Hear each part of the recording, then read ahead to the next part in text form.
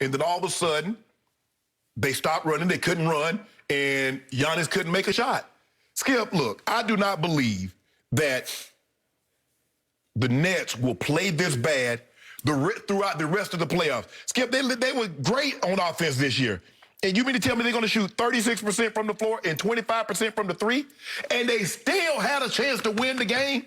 These two teams combined for 238 points in the regular season. They got 169 last night between the two of them. That's 69 points less than what they normally get. That's the biggest dip since 1972 and the second largest dip in NBA history. So this was really an ugly game. It got to be real ugly real fast. I did not see this game coming, Skip, especially the way the game started out. But give the Nets credit, because just like what we saw with Dallas, race out to that big lead on the Clippers, and what happened? Clippers reel them in. The exact same thing happened. KD and them, Bruce Brown was playing unbelievable, helped reel them in. But Skip, I'm not impressed with this. Giannis got, man, if he could just shoot from 10 feet, forget the three, Skip. I don't even know why are you shooting threes? Well, he was 1 for 8. Yeah, exactly. Stop shooting the three. And the one he made, I was like, how'd that go in? Skip, have it ever dawned on somebody, you know, if they leave you that wide open, they probably want you to take that shot. There's a reason why they hang it out up under the basket while you out by the three-point line by yourself. Don't nobody do that to Dame. Don't nobody do that to Steph. He launches these rainbows up to the rafters, and when they leave his hand, I'm not sure if they're going to miss the rim or maybe hit the rim. You know, it's like 50-50 on whether it's going to hit the rim. I like when they show the back view, because I'm looking like, oh, he already know that's not any good.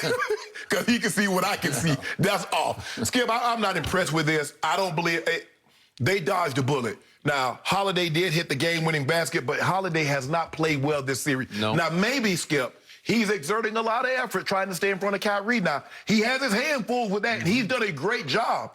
Kyrie hadn't been as efficient as he normally is. But this type of performance, I don't believe we'll see KD and Kyrie play this bad. Skip, I haven't seen anything like this.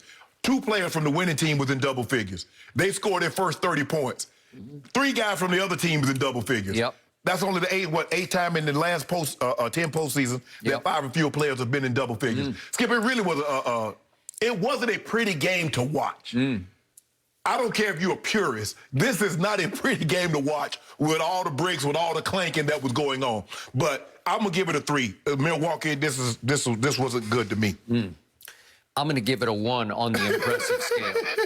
And I mightily agree with you. This was a bricklayer's convention. This was hard on the eyes, but in the end, wildly exciting for mostly the wrong reasons. Right. And if you told me going into the game last night that the home team, in what was basically a do-or-die game, yes, absolutely, would shoot 37.8% from the floor and 19.4% from 3. That's 19% from 3, and survive that game. Oh, you getting blown out against the Nets? You're kidding me. Yes. So I tweeted late in the game, one of these two teams is going to be sick that it lost this game. Right. And the Nets have to be sick because they had them. It's the old foot on the throat. You got them.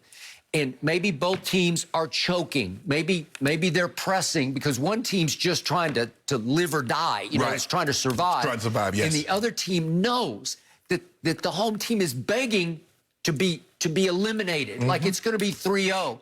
And they can't quite get over the hump.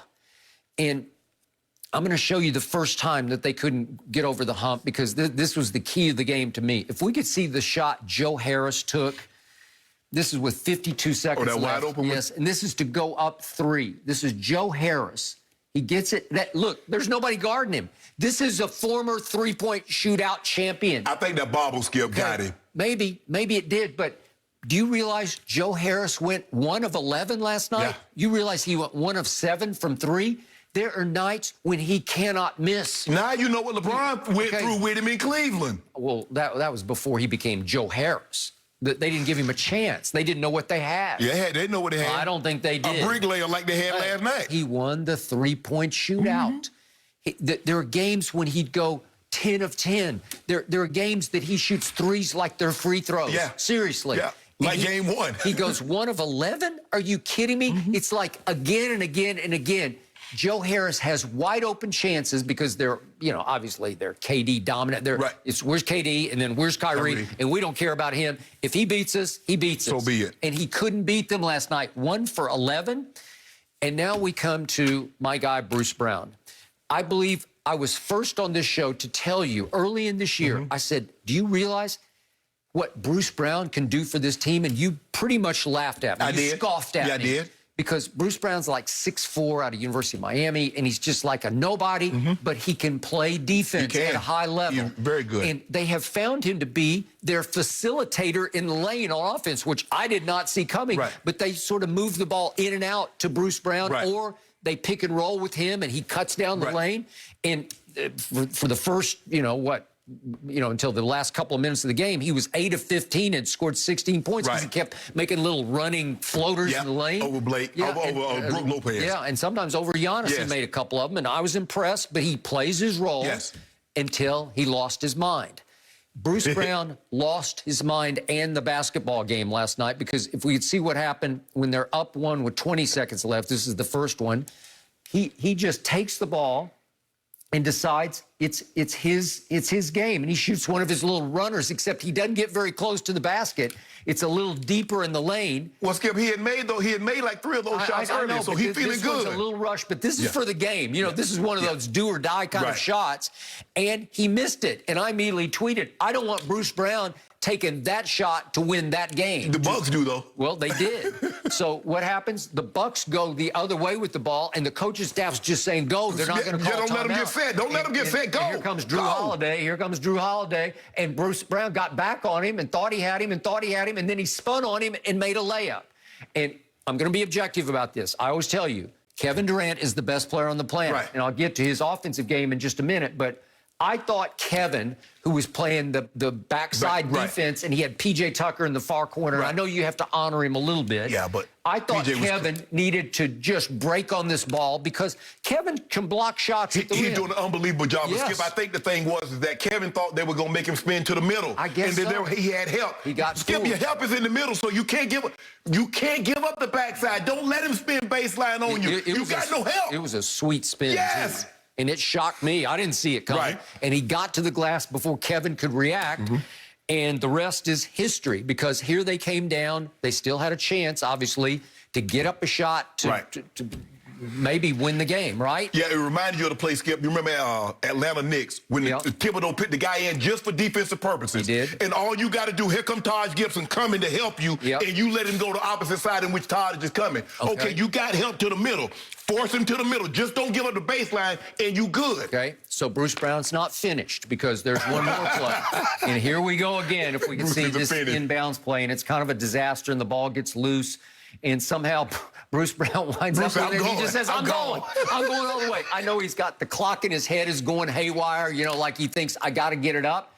And he tries to shoot a driving left-handed layup over Brook Lopez. It ain't happening. And it's Bruce Brown. And I'm thinking, where's KD on this play? Well, he's over there waving for the basketball. Like, remember me? Right. Well, Bruce, do you remember who you're playing? You're playing with Kevin Durant and Kyrie Irving, and you got to find them. Your instinct has to be, where are my guys? But see, Skip, in a situation like